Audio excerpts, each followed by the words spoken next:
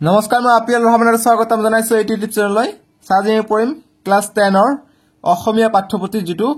চতুৰ্থ অধ্যায় আছে চেপ্টাৰ 4 মই অসমীয়া এইটো কবিতা কোনে লিখিছে সৈয়দ আব্দুল মালিকে লিখিছে সো এইটো কবিতা খুব ইম্পৰ্টেন্ট তোমালোকৰ পৰীক্ষাৰ কাৰণে ইয়াৰ পৰা বহুত প্ৰশ্ন আহে আৰু কৰ পৰা প্ৰশ্ন আহে হেতু কৈ দিম লগতে সম্পূৰ্ণখিনি সমাধান কৰি দিম একেবাৰে শৰ্ট কে দি দিম যাতে তোমালোকে কম লিখি ফুল নম্বৰ পোৱা পৰীক্ষাত সো কবিতাটো ভালে ডাঙৰ পঢ়িবা অকমান গতিকে মই কওঁ যে পঢ়াৰ দৰকাৰ নাই জাস্ট কবি পৰিচয়খিনি পঢ়িবা ইয়াৰ পৰা তোমালোকৰ প্ৰশ্ন আহিব ঠিক আছে মই ইয়াৰ পৰা পাঠৰ ভিতৰৰ প্ৰশ্নৰ লগতে শেষত মই ভিডিওটোৰ শেষত মই পাঠৰ ভিতৰৰ পৰা প্ৰশ্ন কবি পৰিচয়ৰ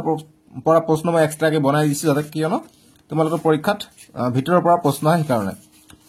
সো আমি প্ৰশ্নাৱলীত যি প্ৰশ্ন দিয়া আছে সম্পূৰ্ণখিনি সমাধান কৰিম তাৰ পিছত মই তোমালোকক এক্সট্ৰা কোৱেশ্চন দেখাই দিম সো তোমালোকক মই আগতে কৈ দিও বহুতে কৈ থাকে স্যাৰ অসমীয়াৰ এমসিকিউ দিয়ক গতিকে অসমীয়াত এমসিকিউ নাহে অসমীয়া আৰু ইলেক্টিভ সাবজেক্টত এমসিকিউ না থাকে বাকি যি সমাজ বিজ্ঞান বিজ্ঞান ম্যাথছ আৰু ইংৰাজীতহে এমসিকিউ থাকিব 45টা বা 50% ঠিক আছে আৰু 50% ডেসক্ৰিপটিভ থাকিব সো তো অসমীয়াত না থাকে এমসিকিউ বাৰবাৰ কৈ আছো সো বলা আমি ভিডিওটো আৰম্ভ কৰো প্ৰথমত প্ৰশ্নাৱলীৰ পৰা সলিউশনখিনি চাও প্ৰশ্নাৱলীত প্ৰথমত আছে ভাব বিষয়ক দি এক নম্বৰ দিছে সমু উত্তৰ দিয়া একৰ ক নম্বৰ প্ৰশ্ন সৈয়দ আব্দুল মালিকৰ কবিতা পুথি এখনৰ নাম লিখা ভেৰি ভেৰি ইম্পৰ্টেন্ট প্ৰশ্ন সো আমি উত্তৰ কৰিম সৈয়দ আব্দুল মালিকৰ কবিতা পুথি এখনৰ নাম হল বেদুইন আৰু আছে তাৰ ভিতৰত এইটো সহজ এই কাৰণে মই এইটো দিছো বেদুইনটো দিবা ঠিক আছে বেদুইন তোমালোকে যি সকলে ভিডিওটো এতিয়ালৈকে লাইক কৰা নাই লাইকটো কৰিবা আৰু চেনেলটো সাবস্ক্ৰাইব কৰি দিবা মই তোমালোকৰ মানে সুবিধাৰ্থে বহুতখিনি মই প্ৰশ্ন বনাই দিও সকলো সাবজেক্টৰে যাতে তোমালোকে কম লিখি ফুল নম্বৰ পোৱা শৰ্টকে মই আনসাৰখিনি বনাই দিও তোমালোকে চেনেলটো সাবস্ক্ৰাইব কৰি ৰাখিবা আৰু ভিডিওটো লাইক কৰি দিবা একৰ খ নম্বৰ প্ৰশ্ন মোগল সকলে অসমৰ কত ভৰি দিছিল আমি উত্তৰ কৰিম মোগল সকলে অসমৰ হেউজিয়া দুবৰি বনত ভৰি দিছিল তাৰ পিছত গ নম্বৰ প্ৰশ্ন যে অসমৰ হেংদাং কত জিলিকিছিল উত্তৰ কৰিম যে দুপুৰৰ পূৰ্বত আলোকত অসমৰ হেংদাং জিলিকিছিল এইটো কবিতাটোত উল্লেখ আছে তাৰ পিছত ঘ নম্বৰ প্ৰশ্ন যে অসমীয়া সকলে কিহেৰে তৈয়াৰী পেপা বজাইছিল আমি উত্তৰ কৰিম যে মহৰ হিঙেৰে তৈয়াৰী পেপা বজাইছিল মহৰ হিঙেৰে তৈয়াৰী পেপা বজাইছিল অসমীয়া সকলে ১ নম্বৰ প্ৰশ্ন অসমৰ স্বৰ্গদেৱে কিহেৰে দেউল সাজিছিল আমি উত্তৰ কৰিম অসমৰ স্বৰ্গদেৱে হাঁহকণী আৰু বৰা চাউলৰ এক মিশ্ৰণ তৈয়াৰ কৰি দেউল সাজিছিল ইম্পৰ্টেন্ট প্ৰশ্ন ১ নম্বৰটো পৰীক্ষাৰ কাৰণে তাৰ পিছত ২ নম্বৰ যে অসমৰ হেংদাং জিলিকিল দুপুৰৰ পূৰ্ণ আলোকত কথাখিনি তাৎপৰ্য ব্যাখ্যা কৰা মই একেবাৰে শৰ্টকে দিছো আনসাৰ যে সাম্ৰাজ্যবাদী মোগলে অসম আক্ৰমণ কৰাৰ সময়তে স্বাধীনচিতিয়া আহোমসকলে শত্ৰুৰ বিৰুদ্ধে হাতত হেংদাং লৈ বীৰত্বৰে যুঁজ দিছিল জিলিকি উঠিছিল জাতীয়তাৰ সত্তা অন্ত যোৱা নাছিল উদিত সূৰ্যৰ আভা ত্ৰিবিৰণীয়ে শত্ৰুৰ মনত ত্ৰাসৰ সৃষ্টি কৰি তুলিছিল এইটো দাৰি নিদিবা লিখিবা যে সূৰ্যৰ আভা ত্ৰিবিৰণীয়ে শত্ৰুৰ মনত ত্ৰাসৰ সৃষ্টি কৰি তুলিছিল আৰু লাষ্টত দিবা যে সমৰথলিত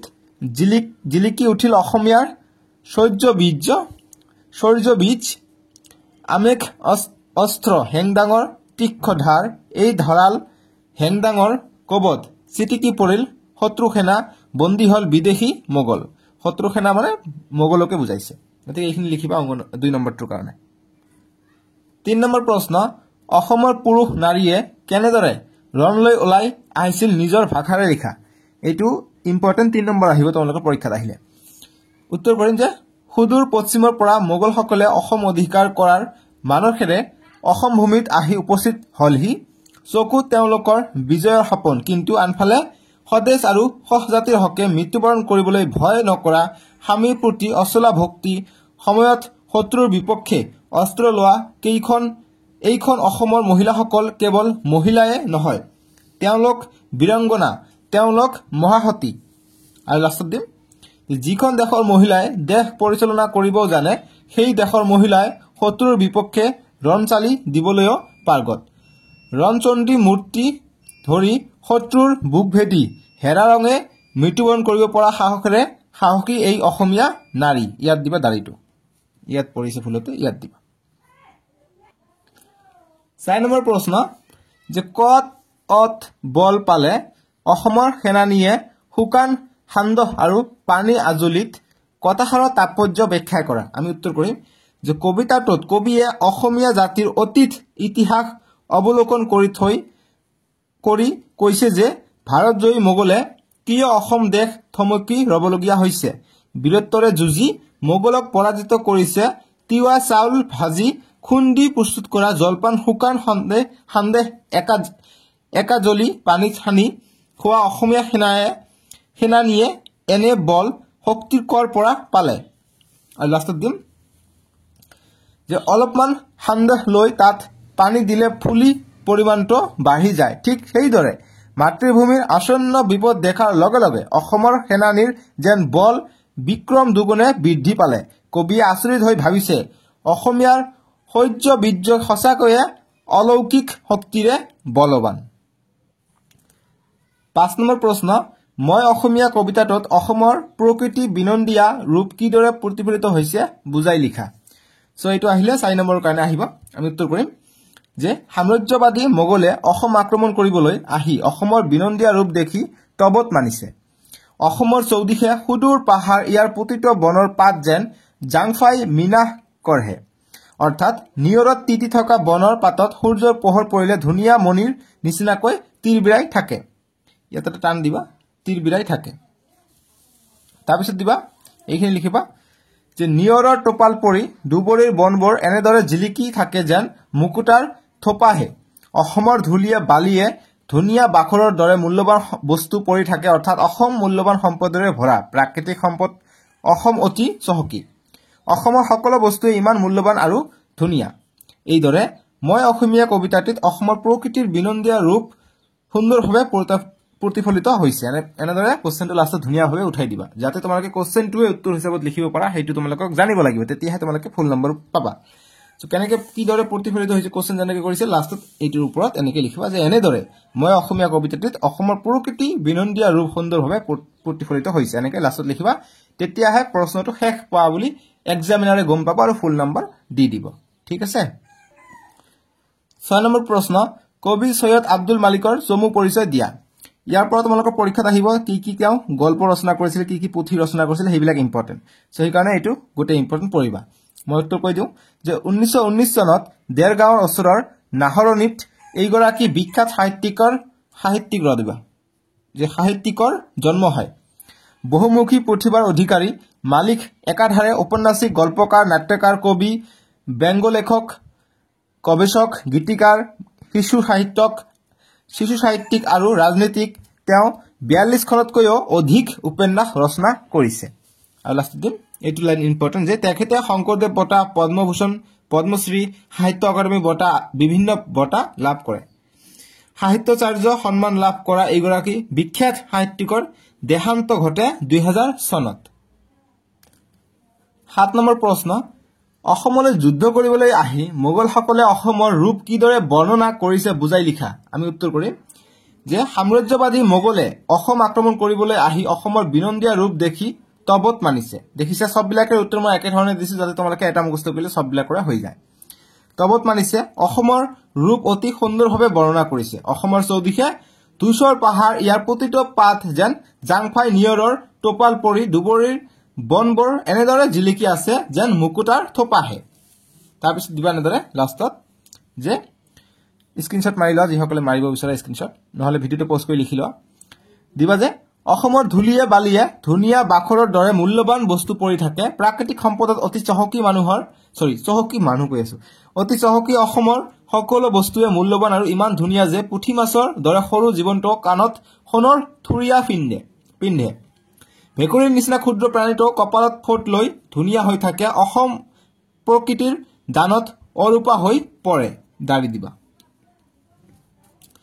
তাৰ লাষ্টত লিখিব যে অসমলৈ যুদ্ধ কৰিবলৈ আহি মোগলসকলে অসমৰ ৰূপ এনেদৰে বৰ্ণনা কৰিছে দেখিছা লাষ্টত এনেকৈ দিবা 8 নম্বৰ প্ৰশ্ন ব্যাখ্যা কৰা আটৰ ক যে মোগলে এবাৰ পালে সতীৰ নৱ পৰিচয় দেশ প্ৰাণ মুক্ত প্ৰাণ অসমৰ স্বদেশ ভক্তি আমি উত্তৰ কৰিম ব্যাখ্যা কৰিব গৈছে যে উক্ত কবিতা ভাষী আমাৰ পাঠ্যপুথিৰ অন্তৰ্গত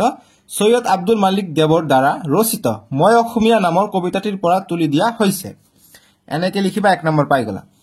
তাৰপিছত লিখিম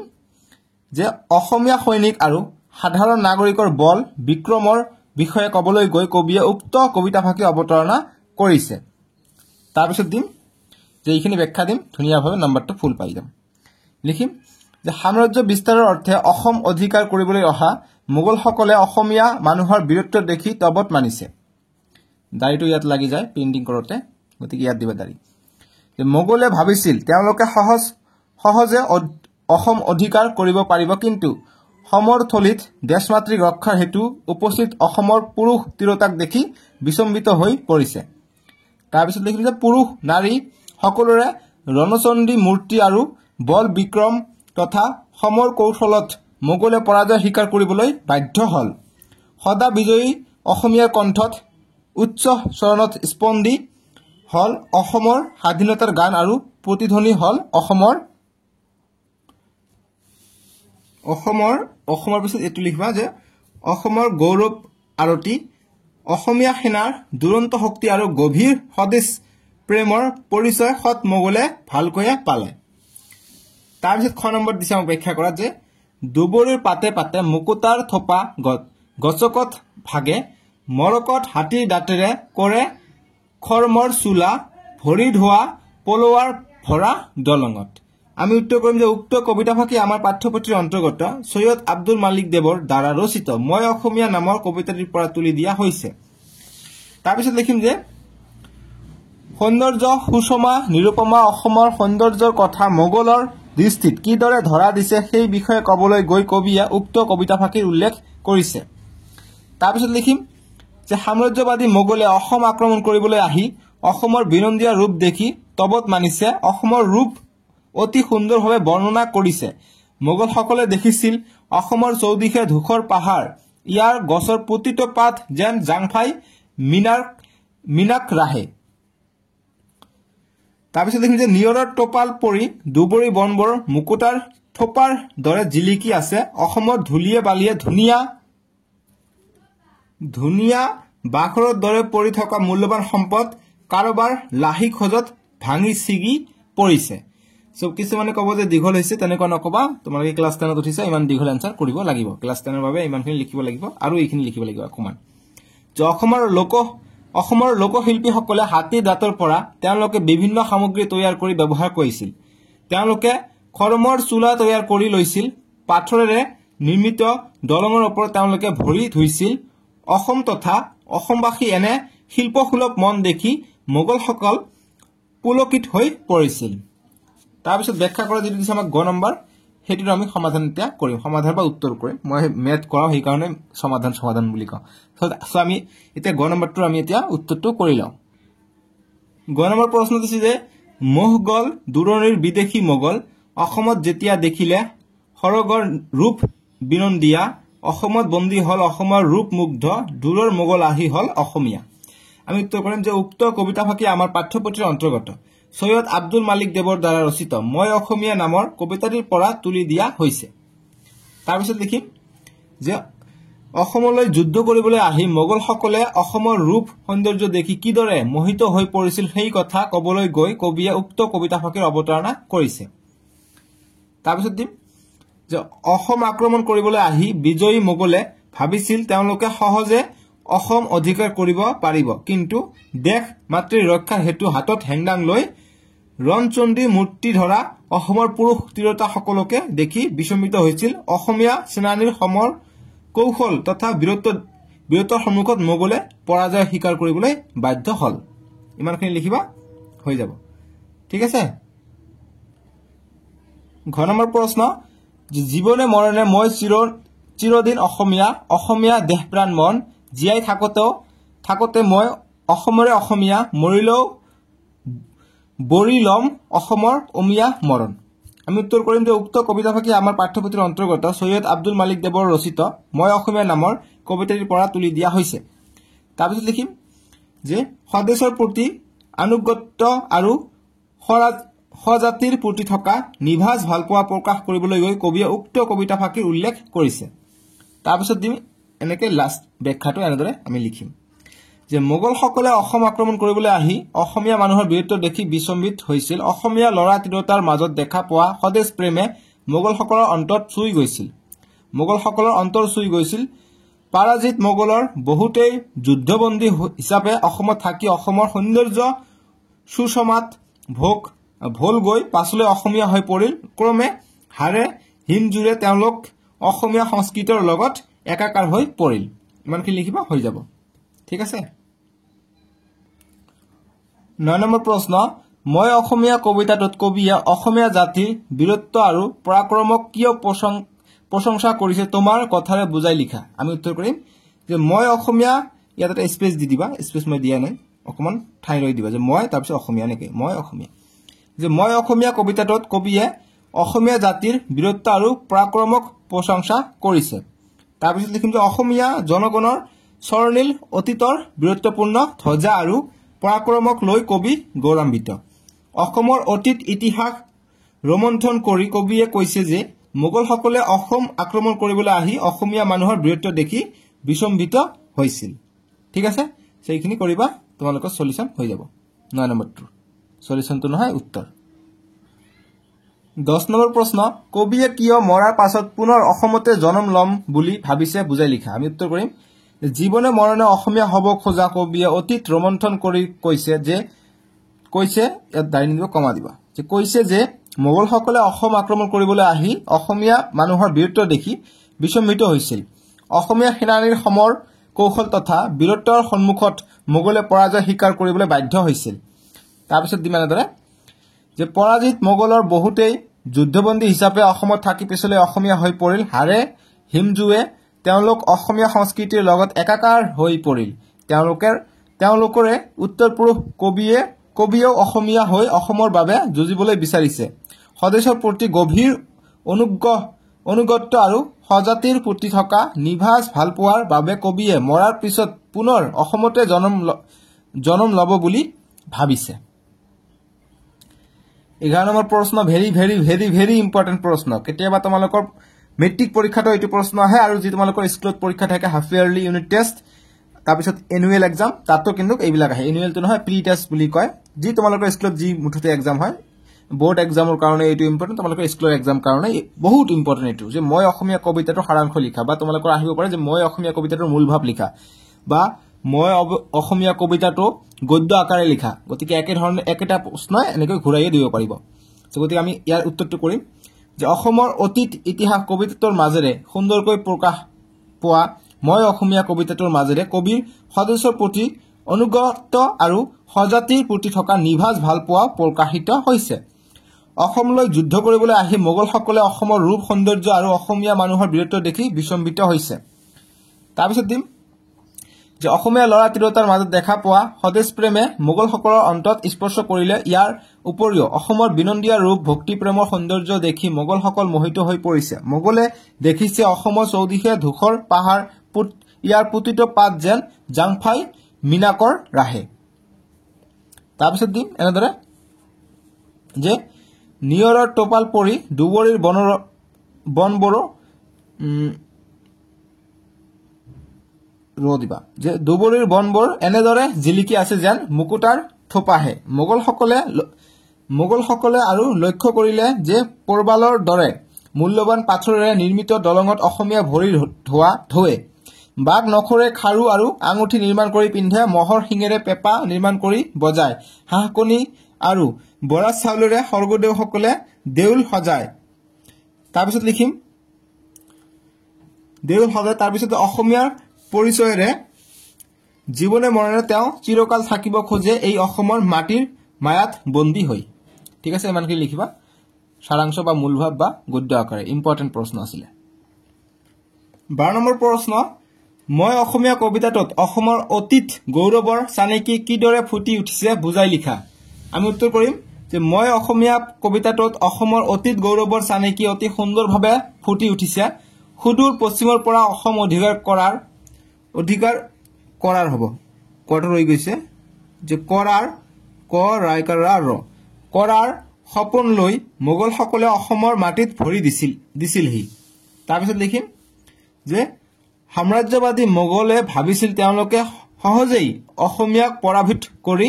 হেলা ৰঙে অসম অধিকাৰ কৰিব পাৰিব কিন্তু অসমৰ সমলৰ থলীত উপস্থিত হৈ অসমৰ সেনানীৰ সাহস মনোবল দেখি মোগল সেনা আচৰিত হৈ পৰিল দেশমাতৃক ৰক্ষাৰ হেতু অসমৰ পুৰুষ তিৰোতা সকলোৱে ৰণচণ্ডী মূৰ্তি ধৰি হাতত হেংদাং লৈ ৰণাংগনত থিয় দিছেহি আৰু লাষ্টত দিন যে এনেদৰে মই অসমীয়া কবিতাটোৰ মাজেৰে অসমৰ অতীত গৌৰৱৰ চানেকি প্ৰকাশ পাইছে তাৰ পিছত আমাক দিছে ভাষা বিষয়ক 1 নম্বৰ দিছে যে বেজ বাক্য সহ সমাসৰ নাম লিখা গতিকে বেজ বাক্যটো লিখি এটো কোনটো সমাস হেইটো লিখিব গৈছে গতিকে প্ৰথমত দিছে স্বৰ্ণপুৰী মুক্ত গীত অনি ৰুদ্ধ সৰ্গপুৰীটো হৈছে সৰ্গৰ পুৰী যি হেইটো হ'ব বেজ বাক্য সৰ্গৰ পুৰী এটো সমাসৰ নাম হ'ব ষষ্ঠী তনলব পুৰুষ সমাস তাৰ পিছত মুক্ত গীত যে মুক্ত যি গীত গতিকে কৰ্মধাৰয় সমাস এটো ইম্পৰ্টেন্ট তাৰ পিছত অনিৰুদ্ধ যে ৰুদ্ধ নহয় যি গীত ৰুদ্ধ নহয় যি গতি এটো হ'ব বহুব্ৰীহি সমাস এতিয়া আমি 2 নম্বৰ আমাক প্ৰশ্ন দিছে যে তলৰ শব্দবোৰৰ নিচিনা পাঁচটা শব্দ সাজা যেনেকৈ বাঘ নখ হাঁহকণী মহ সিং গতিকে এইটোৰ নিচিনা আমাক আৰু 5টা বাক্য সাজিব কৈছে গতিকে আমি উত্তৰ কৰিম যে হাতী দাঁত এটা ৰাজ শক্তি 2টা জীবন বীমা 3টা মৌজাল 4টা আৰু নেমুৰস 5টা গতিকে 5টা লিখিছো ঠিক আছে এতিয়া 3 নম্বৰ প্ৰশ্ন দিছে ভাষা বিষয়কৰ যে বিপৰীত শব্দ লিখা 3 নম্বৰ বিলাক প্ৰথমত দিছে গৌৰৱ আলোক স্বাধীনতা পৰাজিত সপন মৰণ আমি লিখিম গৌৰৱ কালিমা ইয়াৰ বিপৰীত শব্দ আলোক তিমিৰ বা আন্ধাৰ তাৰ পিছত স্বাধীনতা পৰাধীনতা পৰাজিত বিজয়ী সপন দিঠক মৰণ জনম ঠিক আছে লিখিলো এতিয়া আমি চাম পাঠৰ ভিতৰৰ প্ৰশ্ন উত্তৰ এইবিলাকো ইম্পৰ্টেন্ট তোমালোকৰ পৰীক্ষাত পাঠৰ ভিতৰৰ পৰা প্ৰশ্ন বনাই দিয়া সো পাঠৰ ভিতৰৰ প্ৰশ্ন উত্তৰ 1 নম্বৰ প্ৰশ্ন যে মোগল বিলাকে অসমৰ চৌদিশত কি দেখিছিল আমি উত্তৰ কৰিম মনোৰম পাহাৰে আগুৰা প্ৰাকৃতিক সৌন্দৰ্য তাৰপিছত 2 নম্বৰ যে অসমীয়া তিৰোতাই কি অলংকাৰ পিন্ধে আমি লিখিম সোণৰ অলংকাৰৰ বাহিৰেও অসমীয়া তিৰোতা বাঘ নগৰ খাৰু আৰু আঙুঠি পিন্ধে তাৰপিছত 3 নম্বৰ প্ৰশ্ন যে কোনজন কবি অঘৰী আত্মাৰ কাহিনী নামৰ উপন্যাসৰ বাবে সাহিত্য একাডেমী বঁটা লাভ কৰিছিল ভেৰি ভেৰি ইম্পৰ্টেন্ট প্ৰশ্ন গতিকে উত্তৰ হ'ব সৈয়দ আব্দুল মালিকে সাহিত্য একাডেমী বঁটা লাভ কৰিছিল যি এটা উপন্যাস এটা আছিল অঘৰী আত্মাৰ কাহিনী এই অঘৰী আত্মাৰ কাহিনীৰ বাবে সাহিত্য একাডেমী বঁটা লাভ কৰিছিল সৈয়দ আব্দুল মালিকে লিখিছিল অঘৰী আত্মাৰ কাহিনীৰ উপন্যাসটো ইম্পৰ্টেন্ট প্ৰশ্ন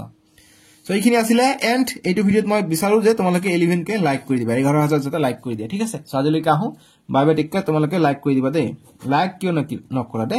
11 কে আৰু সাবস্ক্ৰাইব কৰিবা বাই বাই টেক কেয়াৰ